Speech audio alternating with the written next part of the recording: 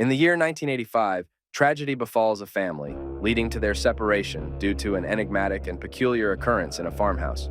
Even the authorities, while notifying a man named Patrick, admit their inability to comprehend the events surrounding his brother and his family. Upon investigation, the police make a gruesome discovery, revealing the lifeless bodies of Patrick's brother, his brother's wife, and their daughter. The situation takes an even more bizarre turn when they find Patrick's young niece, Jane, as the sole survivor, her face smeared with blood and clutching a razor in her hand. Cut to 2010, and it's 25 years later. Jane is now an adult and already has a family. She's now a photojournalist who captures the essence of old, lived-in houses in soulful photographs. Following the traumatic incident, she was adopted by a foster family, and her memory of her past and the tragic incident that happened to her family was wiped clean. She's married to Alan, and together they have a sweet daughter named Alice. Jane's relationship with them is quite strained due to her memory lapses, causing her to forget important matters such as appointments or picking up Alice from school. One afternoon, while Jane and Alice search for new houses to photograph, they stumble upon a farmhouse that exerts an unexplainable attraction on Jane. This specific house captivates her attention more than the rest, and as Jane focuses on photographing it, Alice wanders close by and finds a piece of a toy. And then we see that she's having a full conversation, but no one is beside her. Afterward, Jane calls, requesting records of the farmhouse's ownership. It's late in the evening when the doorbell rings, and she rushes to open it. No one is there, but there's a small white box wrapped in a pretty red ribbon. In it, she mysteriously finds a child's toy Alice had found earlier, and she probably thinks it must be some sort of prank when there's a centipede alongside the toy. The following day, Jane remains fixated on the recent farmhouse she encountered. An incoming call from her husband Alan interrupts her, revealing that Jane has once again forgotten to collect their daughter Alice from school. When our heroine is in a hurry because she's late, she is distracted by a glitchy call she receives from someone she thinks is Alice. She looks up to the road at the last second and sees a little blonde girl that's going to die if she doesn't slam the brakes. The car starts tumbling, and now she's in danger of dying, not the blonde girl who has now mysteriously vanished. Story. She ends up in the hospital, and she can hear the desperate words of a little girl. "You need to come back."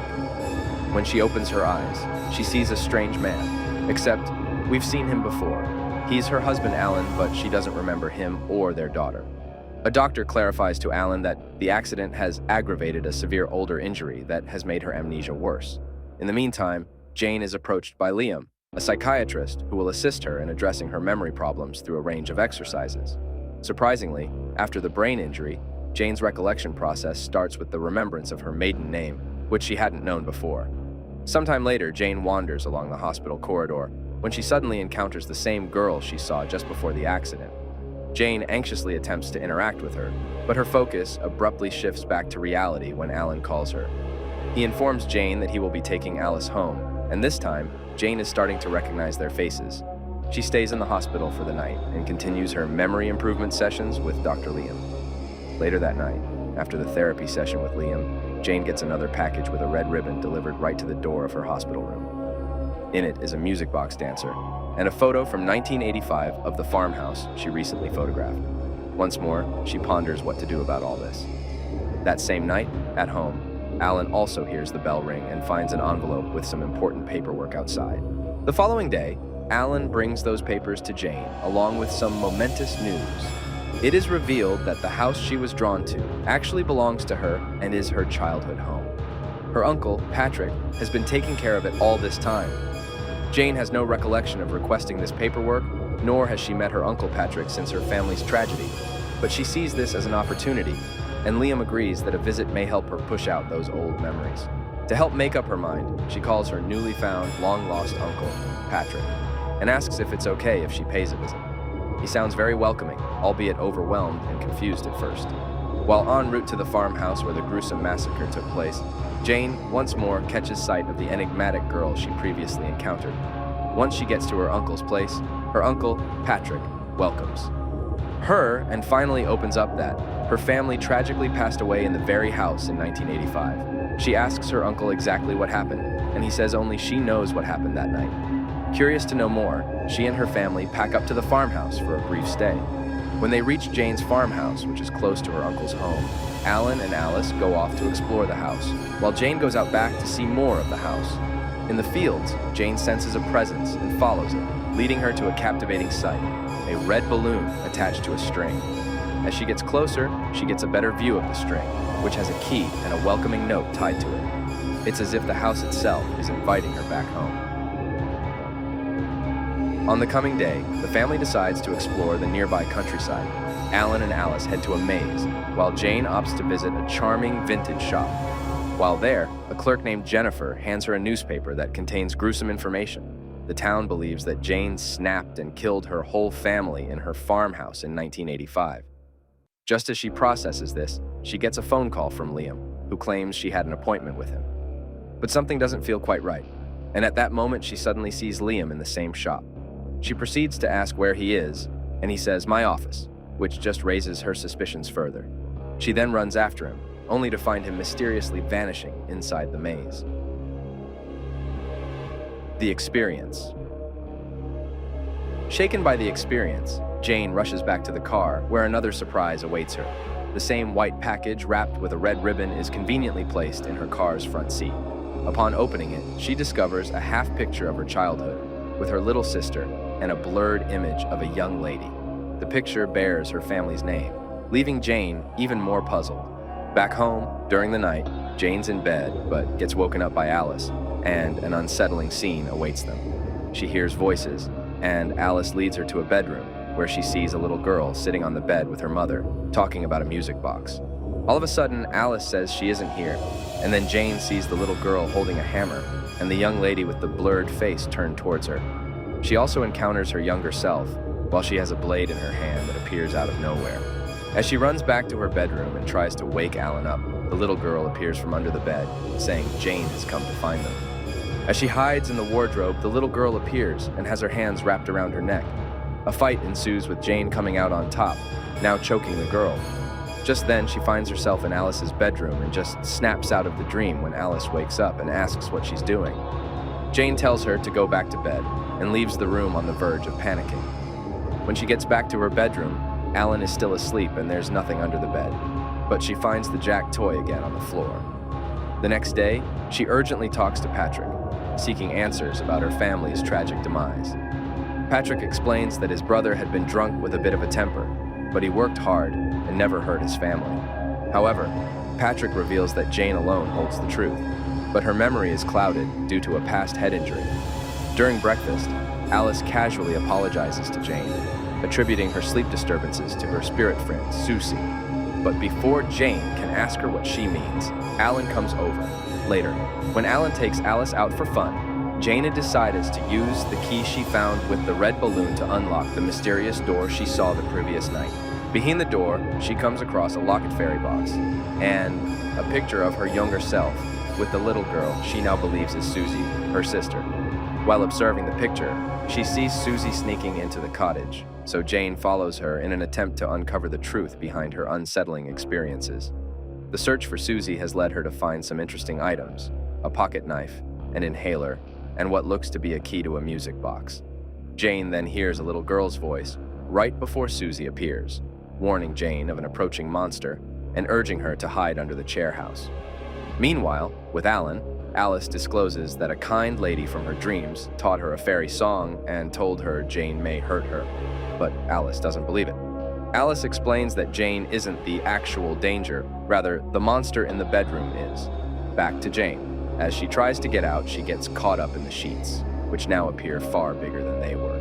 She manages to find her way out of the sheets, but magically lands in the cornfield, where there's an open gift box with an old razor on the ground. In light of these events, Jane decides to return to her own home. As Alan loads the car, Liam, the shady psychiatrist, is seen lurking near the house, unhappy. Before leaving, Jane spots Alice running towards the cottage, compelling her to follow. Inside, she encounters Susie, who tells her they can't let her leave right when Alice appears. Jane is so anxious and scared that she unconsciously puts her hands around Alice, but Alan intervenes just in time. She then runs towards the car, saying she just wants to leave until they realize the tires have been slashed using the same pocket knife Jane found in the barn. Jane swears she didn't do it, and their argument is interrupted when Alice suddenly begins screaming inside the house and says the man was chasing her, the monster under the bed. But then she starts choking before she can elaborate further. This is the first time it has happened, and Jane suddenly remembers that her daughter is having an asthma attack, just like her sister did. Alan snaps into action, but all doors leading outside refuse to open. Realizing the spirits won't let her leave, Jane steps back, causing the door to open. But as soon as Alan and Alice leave, the door slams shut on Jane, leaving her alone in the house. Seeking to uncover the truth behind the haunting, Jane discovers a paper instructing her to play tag with the spirits. The truth starts to reveal itself in a daunting manner as she walks through her memories. She now sees Susie's bedroom, as it was that tragic night, and she walks to the music box. Using the little key she found under the chair house, Jane opens the fairy box and sees the dancing fairy, just like the one that was delivered in front of her hospital room before. She then finds the torn half of the family picture hidden there and unfolds it, and who does she see? It's a picture of Liam. Connecting it with the half photo she found earlier, Jane realizes they fit perfectly, which reveals that Liam might be her dad. Suddenly, Susie crawls out from under the bed and warns her to hide immediately as the approaching monster draws near. Jane obeys and hides under the bed, where she overhears a man entering the room and sitting on the bed, talking to Susie. He offers Susie a gift, the same white box with a red ribbon.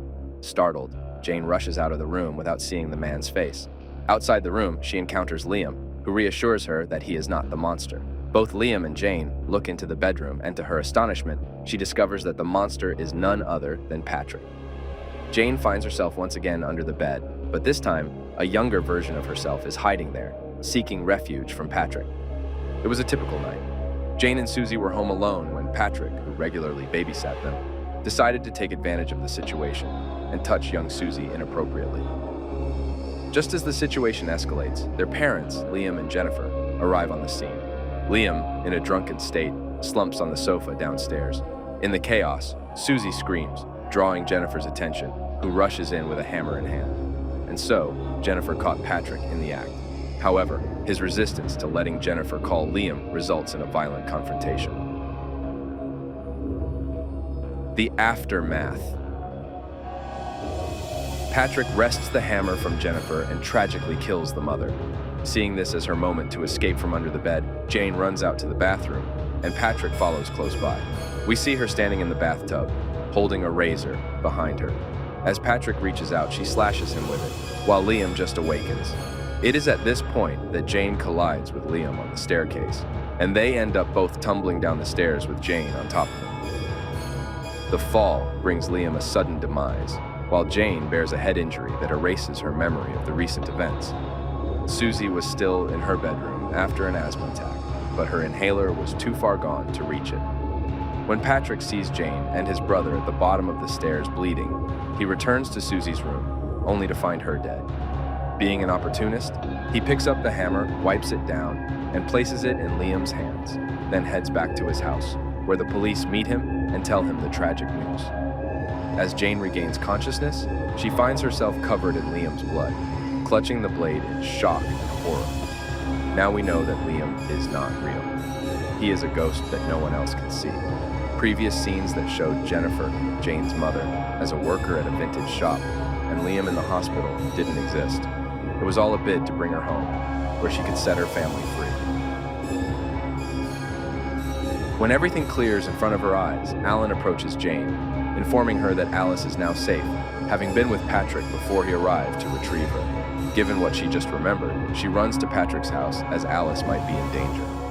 Meanwhile, Patrick is trying to repeat history as he lures Alice into playing with him.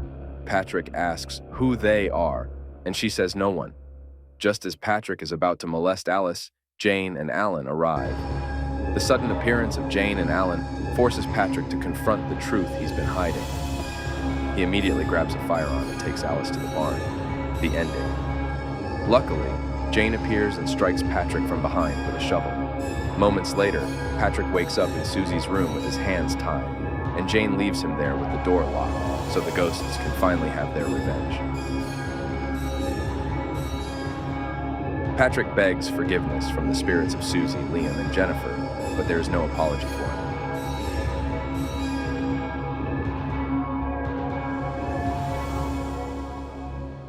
The movie concludes with Alan, Alice, and Jane at the cemetery paying homage to her dead family and bidding them farewell. It seems she has finally set them free.